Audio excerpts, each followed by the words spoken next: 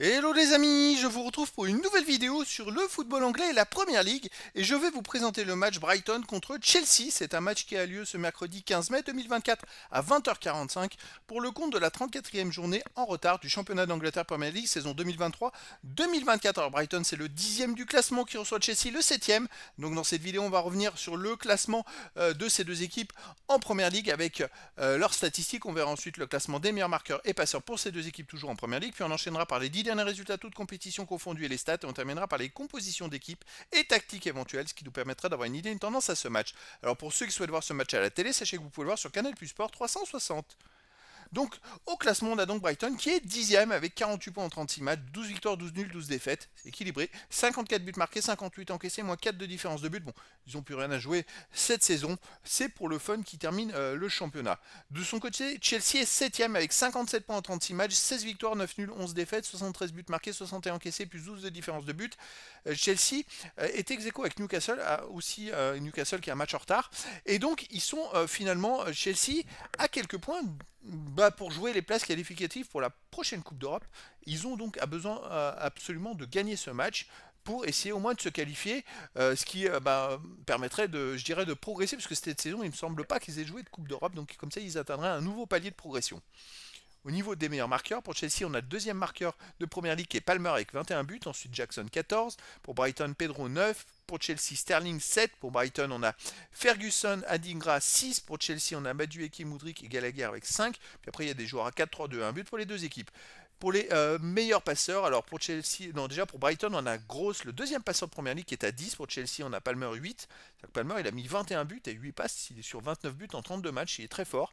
Gallagher est à 7, ensuite Jackson 5, pour Brighton on a Mitoma 4, pour Chelsea Gusto et Sterling 4 passes décisives, puis après il y a des joueurs à 3, 2 et une passe pour les deux équipes. Les 10 derniers résultats, toutes compétitions confondues, Brighton, c'est 3 victoires, 3 nuls, 4 défaites, 6 buts marqués seulement en 10 matchs, il ne marque pas beaucoup, 14 buts encaissés, moins 8 de différence de but. Alors malgré ce nombre de peu de buts marqués, ils ont quand même gagné 3 fois 1-0, ce qui est quand même intéressant. Mais voilà, c'est une équipe qui a du mal à marquer. Chez eux, il reste sur par contre une victoire contre Aston Villa 1-0, une défaite contre Manchester City 4-0, une défaite contre Arsenal 3-0, et sinon ils ont fait 1-0 contre Rome, ils ont gagné, et ils ont gagné aussi 1-0 contre Nottingham Forest. Donc sur les 5 derniers matchs à la maison, c'est quand même 3 victoires 1-0 et 2 défaites 3-0, 4-0 contre des équipes qui sont les deux premières du championnat. Chelsea de son côté sur les 10 derniers matchs, c'est 5 victoires, 3 nuls, 2 défaites, 26 buts marqués, 17 encaissés, plus 9 de différence de but. Il y a énormément de buts avec Chelsea. Il reste sur 3 victoires d'affilée et il marque beaucoup de buts en ce moment. À l'extérieur, il reste sur une victoire à Nottingham Forest 3-2. Sinon, ils ont fait 2-2 à Aston Villa. Ils ont perdu 5-0 à Arsenal et 1-0 à Manchester City. Et ils ont fait 2-2 à Sheffield United. Voilà, sinon les autres matchs c'était à domicile. Mais voilà, Chelsea, c'est une équipe qui termine très fort le championnat. Et c'est vrai qu'il y a beaucoup de buts, ils s'en prennent beaucoup, mais ils en marquent beaucoup. Et ils arrivent à en marquer parfois, souvent même plus que leur adversaire. Alors à l'extérieur de Chelsea, vous voyez, enchaîne quand même, comment ils ont enchaîné une victoire avec deux défaites, un match nul, pardon, une victoire, deux défaites et deux matchs nuls sur les 5 derniers résultats. Mais là, ils sont quand même dans une dynamique un peu meilleure que Brighton ne l'est à domicile, même si Brighton a gagné plusieurs matchs 1-0. Au niveau des compos d'équipe et tactique pour Brighton, on aurait du 4-2-3, un gardien Verbruggen, défense Beltman, Webster, Dunk, Igor, milieu de terrain défensif Gross et Gilmour, milieu offensif et ailier noté Moder, Adingra et attaquant Welbeck. Donc Palmer serait absent, a priori. Côté Chelsea, non, il serait là, pardon.